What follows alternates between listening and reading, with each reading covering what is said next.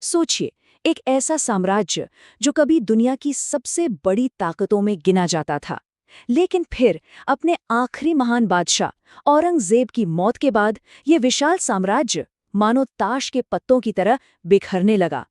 तो आखिर हुआ क्या था? चलिए आज इसी ऐतिहासिक गिरावट की कहानी को समझते हैं। अच्छा, आगे बढ़ने से पहले ये जान लेते हैं कि आज हम जो भी बात करेंगे वो आधुनिक भारतीय इतिहास की एक जानी मानी किताब पर आधारित है। तो मतलब हमें इतिहास की एक साफ और सटीक तस्वीर मिलने वाली है। तो सवाल यही उठता है कि आखिर 1707 में औरंगजेब की मौत के बाद ऐसा हुआ क्या कि दुनिया के सबसे ताकतवर साम्राज्यों में से एक इस तरह बिखर गया? कैसे एक इतनी मजबूत नींव इतनी कमजोर हो गई? चलिए इसी सवाल का जवाब ढूंढते हैं।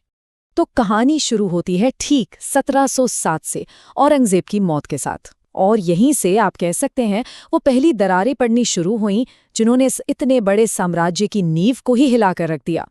तो सबसे पहले गद्दी पर कौन बैठा? बहादुर शाह प्रथम। लेकिन असली कहानी इनके नाम में नहीं, इनके उपनाम में छुपी है। इन्हें कहा जाता था शाह-ए-बेखबर, मतलब एक ऐसा राजा जिसे अपने राजपाट की कोई खबर ही ना हो।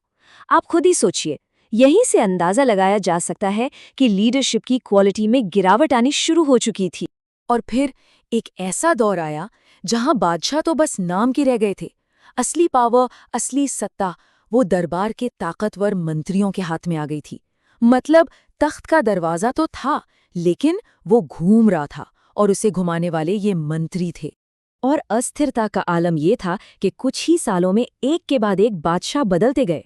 जरा सोचिए, जब गद्दी पर ही इतनी उथल-पुथल हो तो साम्राज्य की सेंट्रल अथॉरिटी का कमजोर होना तो तय है ना?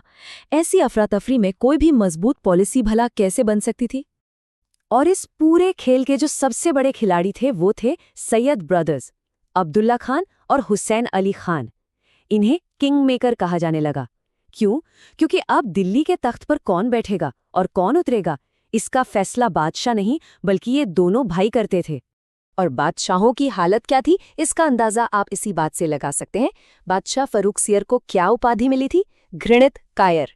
मतलब एक ऐसी उपाधि जो साफ दिखाती है कि उस दौर के शासकों की क्या इज्जत रह गई थी। ये इस बात का पक्का सबूत है कि बादशाह अब सिर्फ एक कठपुतली बनकर रह गए।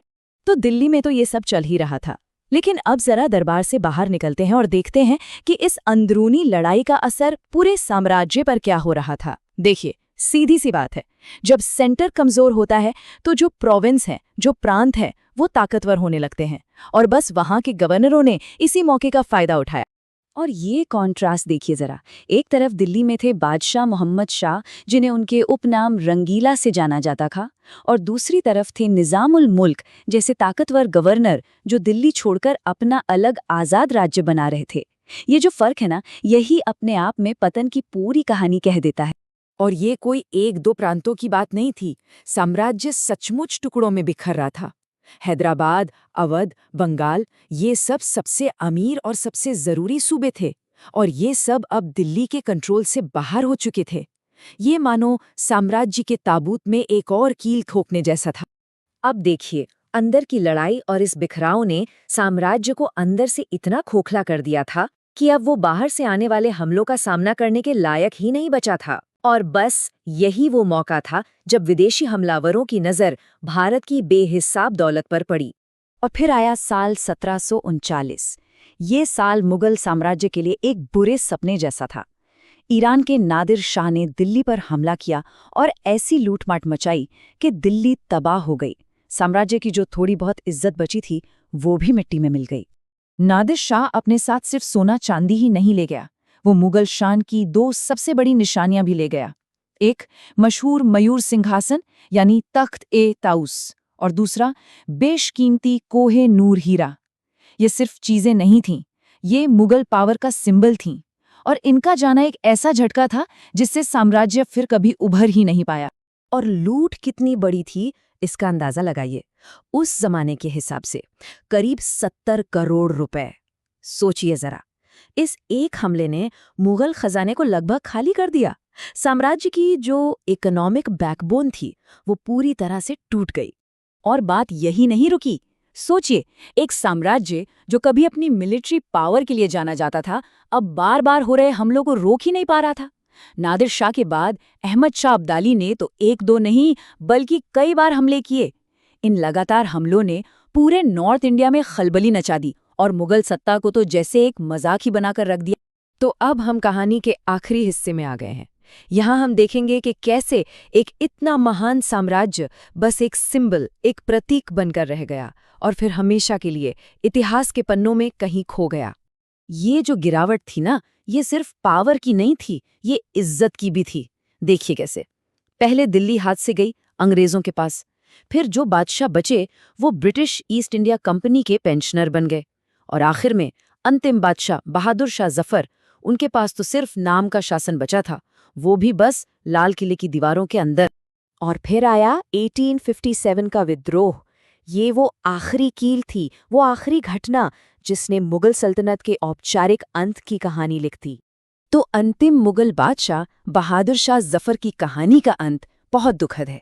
वो एक महान वंश के आखिरी शासक थे, दिल्ली में मशहूर शायर मिर्जा गालिब के दोस्त थे, और उन्हें विद्रोह के बाद अंग्रेजों ने रंगून भेज दिया। उन्हें अपनी ही राजधानी से बहुत दूर एक परदेश में निर्वासन में मरना पड़ा। उनकी कब्र आज भी वहीं है। ये सिर्फ एक बादशाह का अंत नहीं था, ये एक पूरे युग का, एक पूरे एरा का अंत था। तो आखिर एक इतने बड़े साम्राज्य का ये लंबा और धीमा पतन हमें सत्ता, लीडरशिप और इतिहास के बारे में क्या सिखाता है?